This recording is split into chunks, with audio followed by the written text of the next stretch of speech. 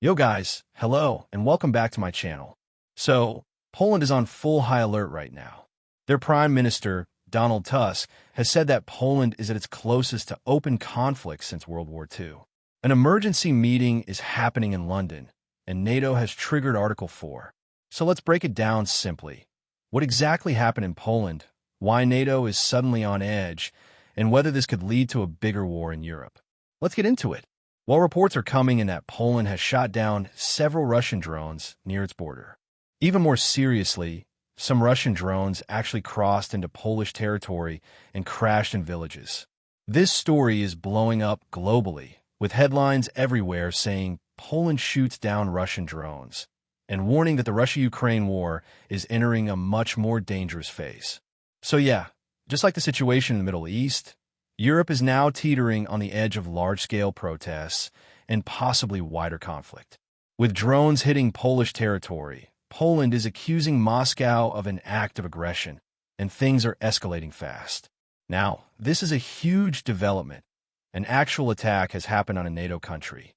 Whether NATO will take any military action against Russia, only time will tell. But honestly, Europe has always been preparing for a potential war with Russia ever since the invasion of Ukraine. And let's be real, at some point, a war between NATO and Russia feels almost inevitable. NATO nations are well aware that Russian President Vladimir Putin is the kind of leader who's always looking for opportunities to expand his influence. Right now, he's testing Europe's patience and probing for weaknesses, seeing how NATO reacts to things like drone strikes or even cyber attacks, especially when they target countries like Poland, Latvia, Estonia, or other nations along Europe's eastern front. Now, I might be wrong, but I don't think NATO will seriously consider military action unless Russian drones start hitting major powers like France, the UK, or Germany. That's the bitter truth. Poland may feel like it was attacked, and rightfully so, but NATO doesn't seem eager to escalate things and risk a full-blown European war by directly going after Russia. Unless there's a large-scale, direct attack from Russia on Polish territory, I don't think NATO will do much beyond meetings, statements, and more air defense support. Sure, they've got the capabilities and they're definitely preparing, but launching a military strike over a few drones hitting Poland? That's still highly unlikely. And the same logic sadly applies to the Baltic nations, Lithuania, Estonia, Latvia. These countries are, in a way, Putin's testing ground. If similar drone incidents happen there, NATO might still hesitate to respond with direct force. They'll take it seriously, of course, but risking war with Russia isn't a decision they'll make lightly. It's estimated that Russia launched 19 drones toward Poland, and Poland was only able to intercept some of them. A lot of the drones actually crashed in village areas, which is worrying news for them.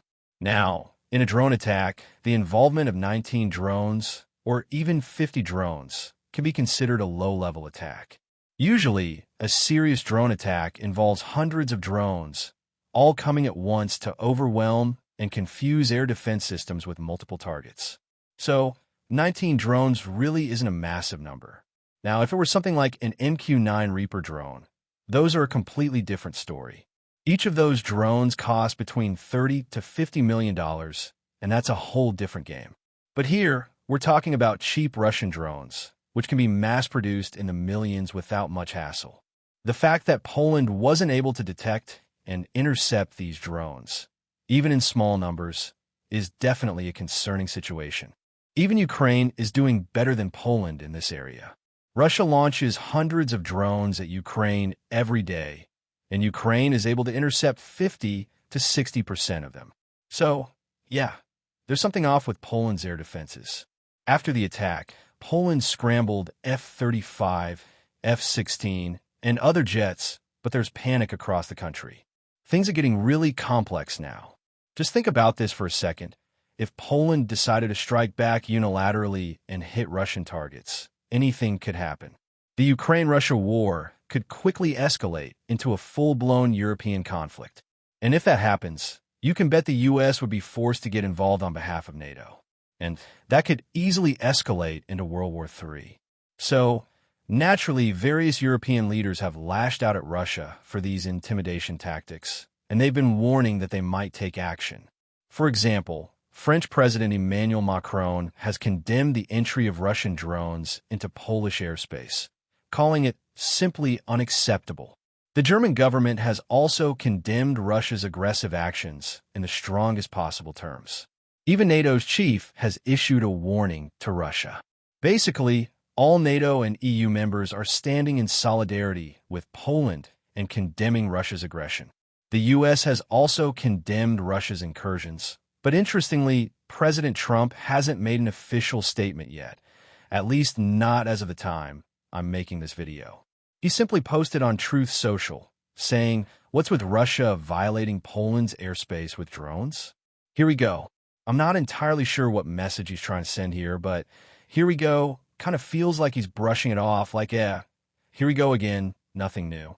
It's a little awkward, especially considering just last month he held the Alaska summit where he met with Putin and gathered European leaders and Zelensky to share his proposals. That summit didn't exactly go as planned, and now Russia is sending drones toward Poland. As of right now, Poland's armed forces are on the highest state of readiness, and they've sent tanks to the borders with Ukraine, Belarus, and Russia's Kaliningrad region. Many European countries have stepped up to support Poland, committing to send various types of weaponry, including Patriot missile systems, counter-drone systems, more air defense batteries, and other useful resources. I really hope the tensions in Europe don't escalate further, because if this turns into a larger war, it could impact the entire world. A major war in Europe would likely trigger a global recession, civil unrest, mass migration as countries try to recruit fighters, skyrocketing inflation, high unemployment, and an increase in crime and instability. So, let's hope NATO and Russia can figure this out without any military action. The stakes are just too high.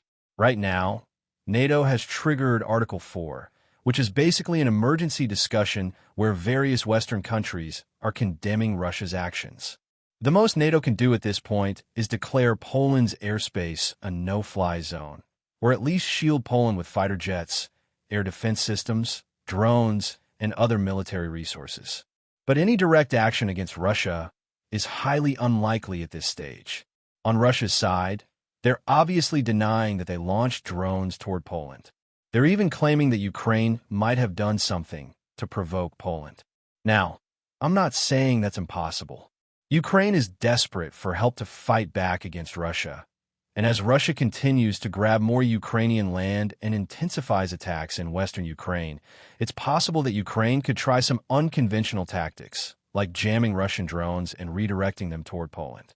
After all, what better way to draw NATO into the conflict on their side? So yeah, there's definitely some heavy tactics being used here.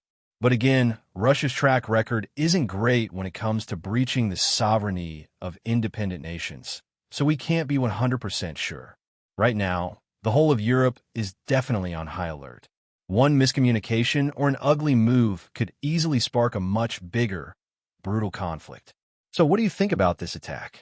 Do you think NATO will actually do something about it? Drop your thoughts in the comments below. I'd love to hear what you think. Thanks for watching, and I hope you all have a wonderful day.